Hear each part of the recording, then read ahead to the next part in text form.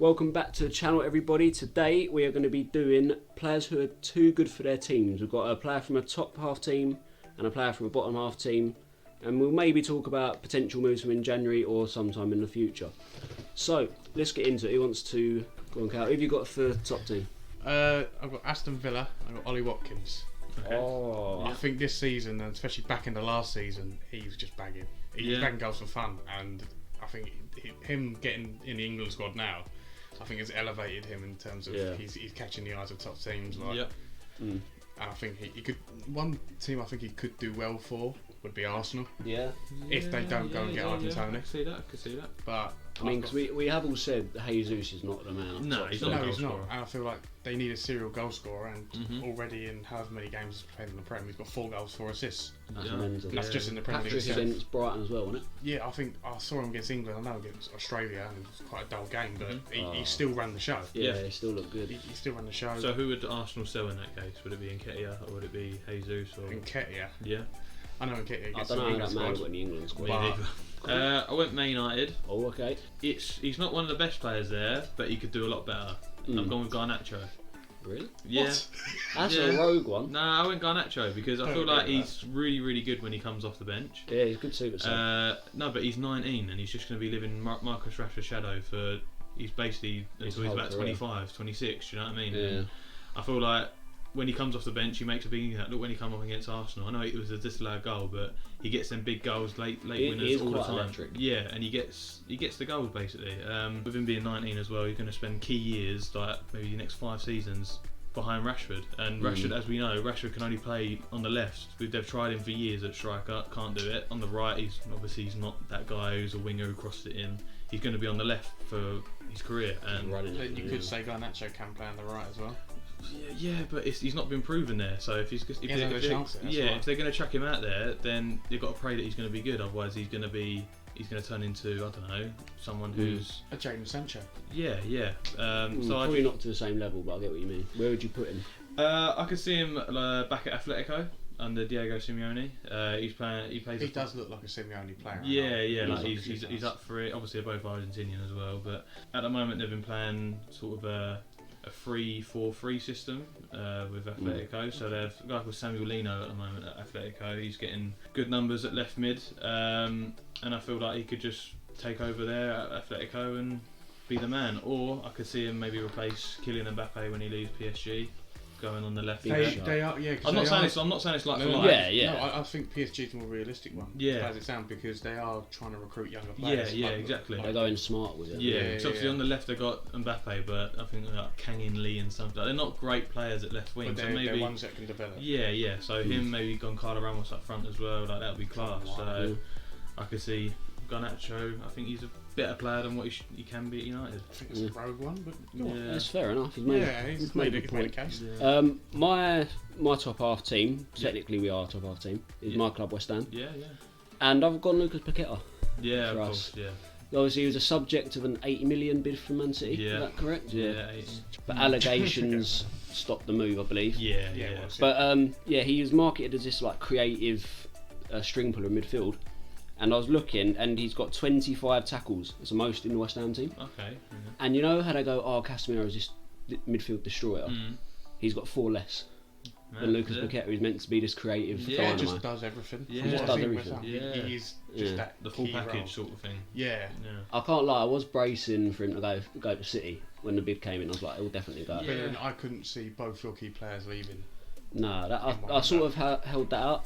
But I do think if he doesn't move in January, he'll definitely move next summer. And the thing is, I've got 3 teams who I think he'd be good at. So I think just because of the old Leon link, Newcastle link up back with Bruno. Yeah. And again, their midfield's quite strong. They play a role that he fits in. Does that make sense? I know it's an upgrade, but it's not a big upgrade for Paqueta. I literally only put Newcastle still Champions because League, I know. No matter what, they're going to get Champions League. Yeah. I'll just put Newcastle because of the Bruno partnership at Lyon. Yep. I'll put Liverpool. You know, they're trying to reinvent their midfield. I think he'd do the job that Klopp wants Endo to do.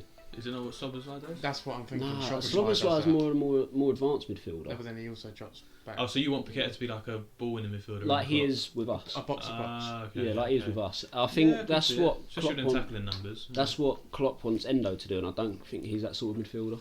I think it's just. I don't really watch a lot of Endo. No, me neither. But Endo was that player that was just sort of a short-term replacement. Yeah, that's what I thought. Yeah. Like, I think he's like 30, 31. He's 30, yeah. 30, so he's got good experience. I think that's why they brought him in. But if you're changing his role to like a ball-winning midfielder, he's got more tackles than Casemiro, and fair enough. I remember him against Chelsea where he had him on lock basically, he had him on strings, and I think that was just after where the move fell through with City, and they played Chelsea, and he was just running the show. Yeah, he saw the bid come in. He's like, I want this move. I'm playing out his skin. Yeah. But he took a while to adapt because I don't know if you remember me moaning about him. I was like, it's going to be another big money flop. Yeah. And towards the end of the season, and more in the Conference League, I noticed that he just was grinding. Yeah. I mean, he got the assist for the Bone goal. Exactly. And that was a great pass. So now he's adapted to Premier League football. Yeah. I just see a move for him in the future. Yeah. Also with the Paqueta one as well, with obviously he gets picked with Brazil a lot. Yeah. This would just cement it even more because I know, say if the manager does go or whatever, because I know Carlo's been linked with it for quite a few years now. He's gonna maybe might be a reshuffle. And if he's at a better team than West Ham, then Carlo knows. Okay, he's Ancelotti goes into Brazil. He's gonna pick players from the bigger teams. Exactly. Yeah, he might do. Like, he might not, but I'm just saying he might do. So. I did see reports that apparently Ancelotti is going to be Brazil manager. Yeah, exactly. So him at a better club would be better for him. Do you know what I mean? Gets more cement in that team. Career. Paqueta for West Ham. Yeah, cool. Yeah. On to our lower half teams. So I'll start off, and I've got Everton. My lower half team, and my player is Jordan Pickford. I think the easiest choice for Everton, really. Yeah. So at the moment, he's got 19 saves so far this season, and I think possibly the save of the season against Sheffield. Yeah, did you see that? Yeah, brilliant. It was outrageous. I know it was Ollie McBurney, but Ollie McBurney thought it was in. He was celebrating. I mean, a shot's a shot, doesn't it? Or it's wrong. Do you know what I mean? If it's a good save. Yeah. But Pickford's been doing this for years for Everton. I mean, last season, he just kept him up. Yeah. Like him and Decore. Yeah. I was close to picking Decore. Yeah. But Onana. Or Onana, yeah. But the way Pickford is with Everton, he has to do it a lot, bless him. The way he just shouts at his defence when he mess up. When you got Mason Holgate in front of you, do you know what I mean? And Ben Godfrey and Michael. It's a long day. But yeah, like he's a leader. He's full of personality. Yeah. You know, and there's no doubt of him being displaced as Everton's number one. And you could argue you're not displacing Pickford from the England team. Yeah, I mean, again, if a new manager, you never know, that could happen. They could choose someone else. But yeah, I know what you mean. Yeah. But I think potential transfers for him as well. Yep. I know they've got a goalkeeper and he's accustomed to the Prem now. But I do think he'd be a good fit at Tottenham. Yeah. You know, he's got personality. A lot of this Tottenham team has personality now. You know, you've got Maddison, you've got Son. Yep. Obviously, Ange is a big personality man, Yeah, and I think him and Pickford would be a good manager and goalkeeper. I've got Man United as potential transfer, especially with Onana. Yeah. All I see is him making errors. I know Pickford's just jumps backwards. Yeah, I know Pickford's not the best, but he don't have as many mistakes in him as Onana and his does. Distributions, I think, is much better. Yeah, definitely. And the last team I have for him is Chelsea. I know they're linked to everyone, but Sanchez just don't convince me. He's not a number one goalkeeper. He's too flappy. At least Pickford, like if he's coming out for the ball, he's getting that ball. Yeah. With Sanchez, you don't know if he's getting the ball. Yeah. Pickford ain't afraid to challenge in the air. I think I could see him more at Chelsea than the others. But I think that Tottenham one would have been great last year. I think before they got Vicario. If he would have gone last year, it would have been great. Shouldn't have signed the extension. No, definitely not. Yeah, so my one went with Bournemouth. I got Philip Billing. Okay. Oh yeah. I think there was obvious choice, but maybe one or two in Bournemouth's side, if that are probably too good. There is one or two, but I think Billing's the one that stands out. Yeah. So he's been Bournemouth's best player for the past 2-3 seasons. I'd say even more than that. Yeah. Honestly, I'd say more than that. When they've been in the Championship and Premier League. Was one of the main reasons they started up with Gary O'Neill. Both of them, I think, helped him out massively. He started 34 out of 36 games last year, scored 7 goals and 1 assist from centre mid, which is quality. Especially in a Bournemouth team. Yeah, it shows he's box to box and all that. He gets up and down all the time. And he just started breaking into the Danish national team as well. He come on to us recently against Kazakhstan and Finland. Okay. So if he wants to keep that sort of nailed on, Bournemouth's not the team really to be at. That's what we said about a few of these players. And potential clubs, I could see him at Fulham. Yeah. Alongside Paulinho. If Paulinho don't go to Bayern. Yeah. Or he could replace. I don't know if Or he's replace him. I think he'd be the replacement for him. Yeah. It'd be a good replacement. Because obviously next to him you have Harrison Reed and maybe Kearney, and I think he's a lot better than both Kearney's of them. being pushed outside now. Yeah, I think he's better than both of them in that box-to-box role, which is what Harrison Reed and Kearney do. It costs between, I'd say, 25 to 30 million for a club. 27 years of age, I don't think that's a big gamble. No, he's got Premier experience. Yeah, exactly. So he's a proven player. So yeah, Philip Billing. For Bournemouth, yep. Okay. Callum, who have you got to finish us off? I've gone for Wolves. I've gone for Pedro Neto, which is probably the obvious one. Yeah, it's the most obvious one, isn't it?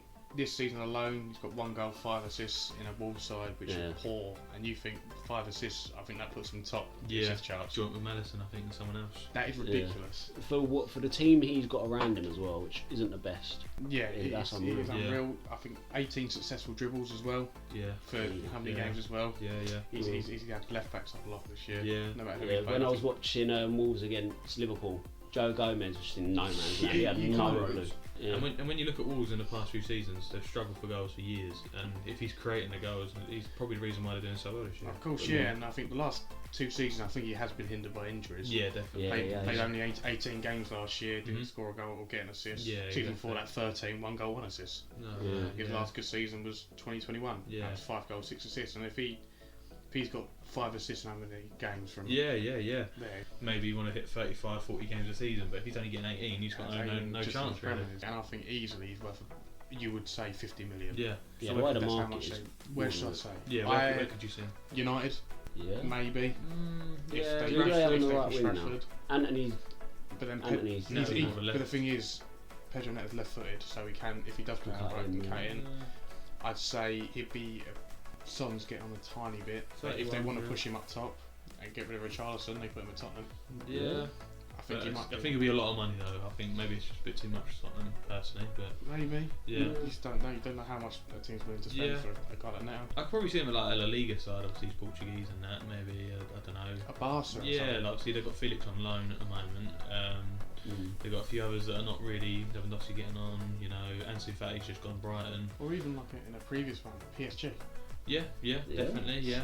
If they need a left-sided player once Mbappe leaves, Madrid, so and he's very direct as well. So exactly, he'd be great for him. But who do you think's made the best point for the top half team and the lower half team? Let us know in the comments below. Don't forget to like, share and subscribe. We'll catch you next one.